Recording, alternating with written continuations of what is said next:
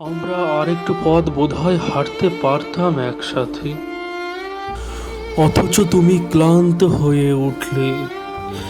পায়ের পথে ক্লান্ত হলে পথিকে একটু জিরিয়ে নিয়ে আবার হাঁটতে পারে, কিন্তু জীবনের পথে ক্লান্ত হয়ে থেমে গেলে পথ ক্রমশই গন্তব্য থেকে আবছা হতে হতে ছোট্ট হয়ে আসে।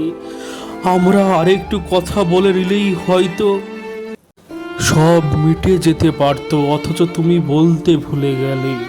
ভালোবাসার শব্দ, প্রিয় সম্বোধন, পরিচিত ডাকনাম, আমাদের আর কথা হলো না। শব্দ থেমে গেলে দুজন মানুষের হৃদয়ের মানচিত্রের সীমানা কাঁটাতারের সৃষ্টি হয়। আমরা শেষবারের মতন দুজন দুজনের কপালে চুমু খেয়ে দুদিকে চলে যেতে পারতাম, সম্পর্কটা থাকতো না, শ্রদ্ধা বোধটা রয়ে যেত। অথচ তুমি কি ভীষণ অভিমানী।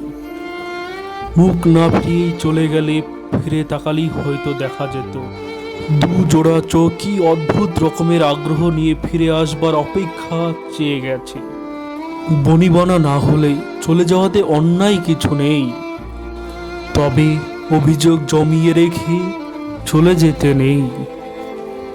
শেষ চেষ্টাটা বোধহয় করাই যেত, অথচ তুমি সমস্ত অভিযোগ বুকে চেপে চলে গেলে। অনেক সময় জমানো প্রেমের চেয়ে কখনো কখনো বোধহয় ক্ষণিকের সময়ের অভিযোগগুলো ভারী হয়ে ওঠে।